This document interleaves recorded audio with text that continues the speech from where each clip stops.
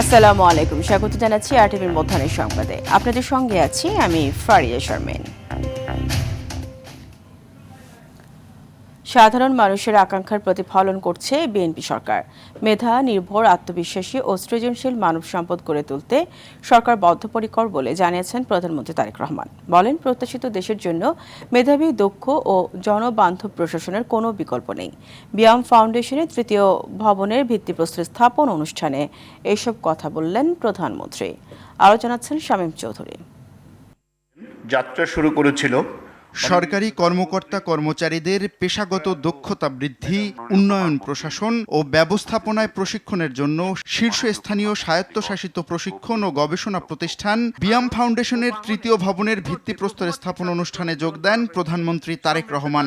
২০০২ সালে জনপ্রশাসন মন্ত্রণালয়ের রাজধানীর নিউ ইস্কাটনে বিয়াম ফাউন্ডেশনের অনুষ্ঠানে প্রধান প্রকৌশলীর কাছ থেকে নির্মিতব্য ভবনের কাঠামোগত বিষয় সম্পর্কে খোঁজ নেন সরকার প্রধান।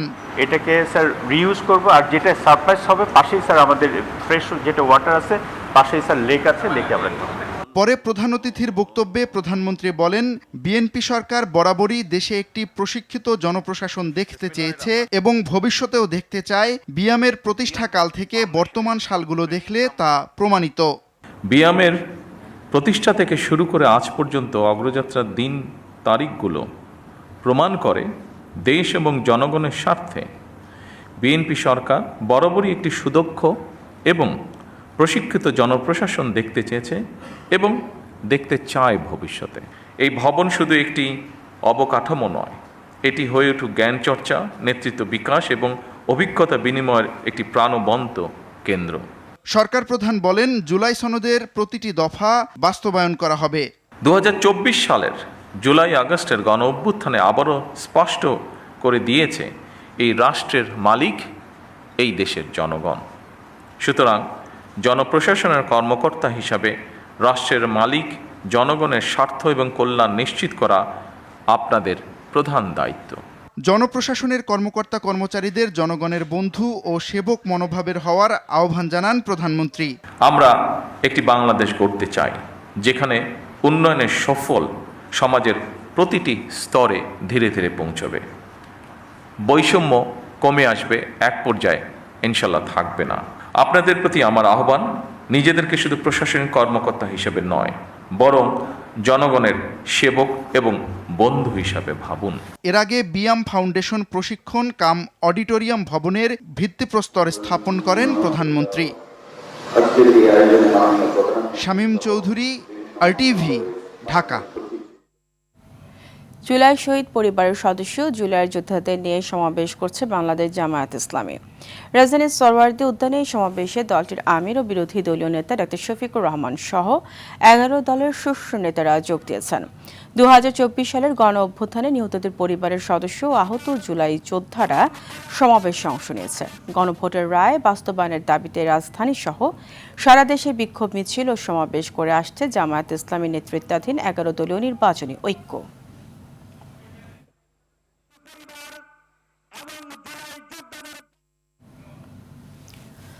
দর্শক, এই মুহূর্তে রাজধানীর সরওয়ার্দী উদ্যান থেকে সরাসরি যুক্ত হচ্ছেন সহকর্মী হাসান মাহমুদ। হাসান, সমাবেশে বক্তারা কি বলছেন, সমাবেশের এখন কি অবস্থা দেখছেন, সার্বিক অবস্থা জানাবেন।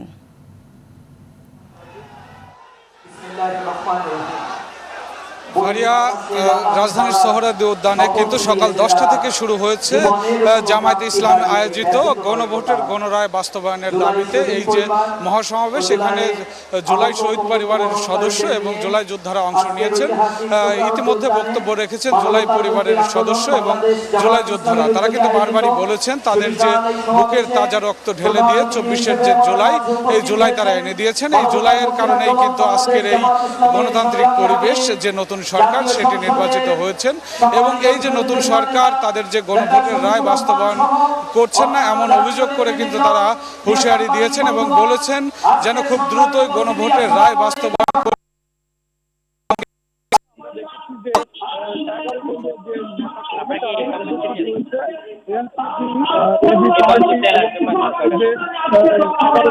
শীর্ষ রাজনৈতিক রয়েছেন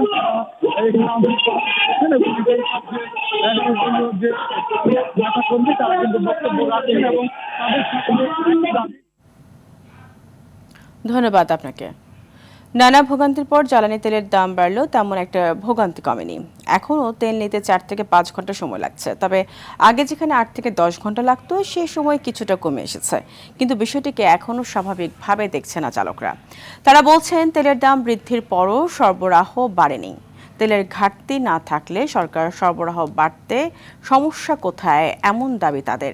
ডিপো থেকে তেল সরবরাহ বাড়িয়ে 24 ঘন্টা ফিলিং স্টেশন চালু করলে ভোগান্তি কমে যাবে বলে মনে করছেন জ্বালানি তেলের গ্রাহকরা।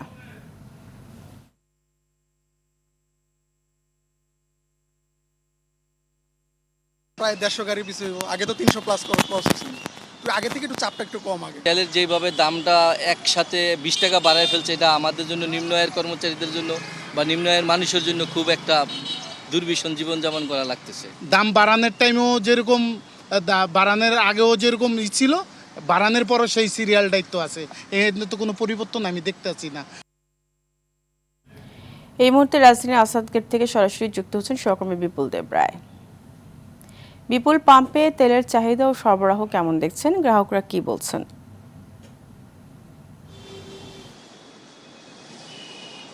ফারিয়া, তেলের সরবরাহের যে বিষয়টি সেটি আসলে প্রতিটা পাম্পে সমানভাবে হচ্ছে না। এখন আমি যে জায়গাটিতে আছি, আসাদ গেটের যে তালুকদার ফিলিং স্টেশন, সেটি দাম বাড়ার আগে যে পরিস্থিতি ছিল সেই পরিস্থিতি কিন্তু এখন আমরা দেখতে পাচ্ছি। অর্থাৎ এই পাম্পটিতে বিকাল নাগাদ আগ পর্যন্ত কিন্তু গাড়ির এখনও তেল আসেনি। অর্থাৎ প্রতিদিন একই অবস্থা, দাম বৃদ্ধির পরেও কিন্তু তাদের সরবরাহ কিন্তু ঠিকভাবে পাওয়া যাচ্ছে না। অর্থাৎ তারা এমনটা দাবি করছেন।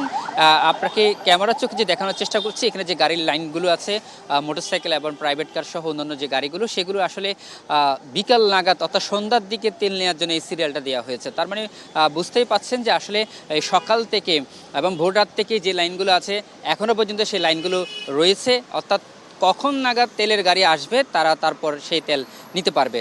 অর্থাৎ এখানে প্রায় দীর্ঘ সময় যে ভোগান্তির যে বিষয়টি আগে ছিল এবং সম্প্রতি সময়ে আমরা দেখেছি, সেই ভোগান্তির কিন্তু এখনও কিন্তু শেষ নেই। এখানকার চালকরা বলছেন যে আসলে যে পরিমাণ তেলের যে সরবরাহ হওয়ার কথা সেটি কিন্তু পাম্প মালিকরা পাচ্ছে না বলেই সেই বিষয়টা এখনও শুরু হচ্ছে না। এবং তারা বলছেন যে আসলে কিছু কিছু পাম্পে 2 ঘন্টা চেয়ে 4 ঘন্টা 8 ঘন্টা এরকমই হচ্ছে। তবে তেলের যে পাম্প 24 ঘন্টা যে খোলা রাখার যে বিষয়টি, সেটি না হলে কিন্তু এই স্বাভাবিক প্রক্রিয়া হবে না বলে তারা এমনটা দাবি করছেন। তারা বলছেন যে আসলে তাদের যে চাকরি যারা করেন, ব্যবসা যারা করেন, তাদের এই তেল নিতে কিন্তু ভোগান্তির শেষ নেই। এবং বিশেষ করে প্রাইভেট কার যারা, তাদের কিন্তু আরও চরম আকার ধারণ করছে। কারণ তীব্র গরম এবং এই গরমের মধ্যে দীর্ঘ লাইন, এই লাইনটি একেবারে পুরানো সেই বাণিজ্য মেলার মাঠ পাড়ে হয়ে গেছে আমরা যতটুকু জানতে পেরেছি। এবং অন্যান্য যে পাম্পগুলোতে তেল দিচ্ছে সেখানেও দীর্ঘ লাইন রয়েছে। তবে সে পাম্পের তেলগুলো, আমার পার্শ্ববর্তী আরেকটা পাম্প রয়েছে সোনার বাংলা, সেখানে তেল এখন দেওয়া হচ্ছে। তবে সে পাম্পের তেল তারা বলছেন যে আসলে বেশিক্ষণ তারা থাকে না। অর্থাৎ তেলের গাড়ি আসার পরে নির্দিষ্ট একটা সময়ের পরে কিন্তু সেই তেলের সরবরাহ যখন শেষ হয়ে যায় তখন তাদেরকে সেটি বন্ধ রাখতে হয়। অর্থাৎ সব কিছু বলতে গেলে একেবারে যে তেলের যে স্বাভাবিক প্রক্রিয়া, অর্থাৎ জটিলতার যে সমস্যার সমাধান হওয়ার যে বিষয়টি, সেটি এখনও হয়নি এবং সেটি গ্রাহক পর্যায়ে এখনও পর্যন্ত কোনো সুবিধা পাচ্ছে না, তারা এমনটা আমাদেরকে দাবি করেছেন। তো এই ছিল আমার কাছে সর্বশেষ তথ্য। ধন্যবাদ আপনাকে। দেশে গত 24 ঘন্টায় হাম আক্রান্ত ও এর উপসর্গ নিয়ে আরও 7 শিশুর মৃত্যু হয়েছে। তাদের মধ্যে 3 জন হাম আক্রান্তেই মারা গেছেন বলে নিশ্চিত করেছে স্বাস্থ্য অধিদপ্তর। বাকি 4 জনের মৃত্যু হয়েছে হামের উপসর্গ নিয়ে। শুক্রবার স্বাস্থ্য অধিদপ্তরের হাম বিষয়ক হালনাগাদ প্রতিবেদনে তথ্য জানানো হয়। এতে বলা হয়েছে, চলতি বছরের 15 মার্চ থেকে এখন পর্যন্ত হামে আক্রান্ত হয়ে মোট 42 শিশুর মৃত্যু হয়েছে। পাশাপাশি হামের উপসর্গ নিয়ে মৃত্যু হয়েছে 198টি শিশুর। আর গত 24 ঘন্টায় নতুন করে হামে আক্রান্ত হয়েছে 172 শিশু। একই সময় উপসর্গ নিয়ে হাসপাতালে ভর্তি হয়েছে 860 শিশু।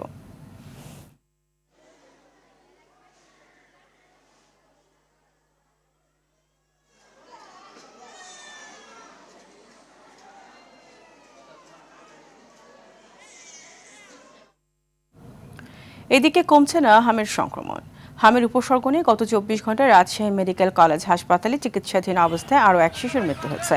এ নিয়ে হাসপাতালটিতে হাম ও উপসর্গে মোট মৃতের সংখ্যা দাঁড়িয়েছে 53 জনে।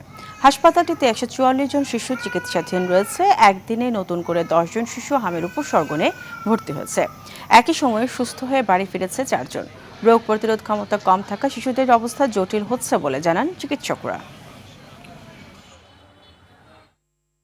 যুক্তরাষ্ট্রে নিখোঁজ বাংলাদেশি শিক্ষার্থী নাহিদা সুলতানা বৃষ্টি মারা গেছেন।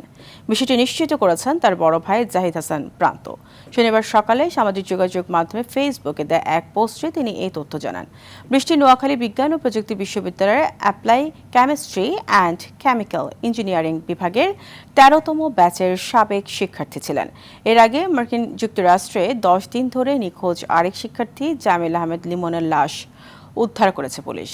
তিনি ইউনিভার্সিটি অব সাউথ ফ্লোরিডায় ভূগোল, পরিবেশ বিজ্ঞান ও নীতি বিষয়ে পিএইচডি করছিলেন। তবে তার সঙ্গে একই দিনে নিখোঁজ হয়েছিলেন বৃষ্টি। এই ঘটনায় একজনকে গ্রেপ্তার করেছে স্থানীয় পুলিশ।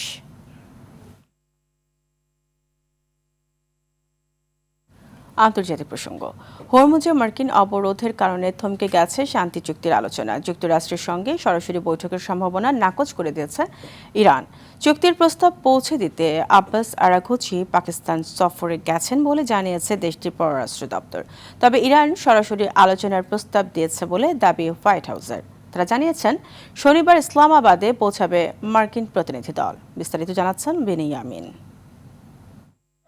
হরমুজ প্রণালীতে মার্কিন অবরোধের মুখেই পাকিস্তান পৌঁছেছে ইরানের প্রতিনিধি দল। মার্কিন প্রতিনিধিরাও রয়েছেন ইসলামাবাদের পথে।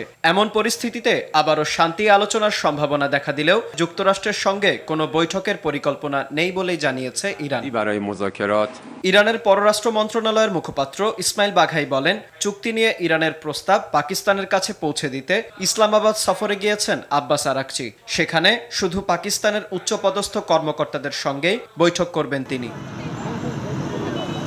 এর আগে ইরান সরাসরি আলোচনার প্রস্তাব দিয়েছে বলে দাবি করে white house. Press secretary Karoline Leavitt জানান, আলোচনায় অংশ নিতে ডোনাল্ড ট্রাম্পের বিশেষ দূত স্টিভ উইটকফ ও জামাতা জ্যারেড কুশনারের নেতৃত্বে শনিবার ইসলামাবাদে পৌঁছাবে মার্কিন প্রতিনিধি দল। এদিকে সংবাদ মাধ্যম এবিসি নিউজ জানিয়েছে, পাকিস্তানের কর্মকর্তাদের সঙ্গে পৃথকভাবে বৈঠক করবে যুক্তরাষ্ট্র ও ইরানের প্রতিনিধি দল। এগুলো সফল হলে আগামী রোববার সরাসরি বৈঠকে বসার সম্ভাবনা রয়েছে মার্কিন ও ইরানি কর্মকর্তাদের। বিনিয়ামিন, RTV। মধ্যাহ্নের সংবাদ এই পর্যন্তই। দুপুরের সংবাদ 2:30টায় দেখার আমন্ত্রণ রইল। ধন্যবাদ সবাইকে।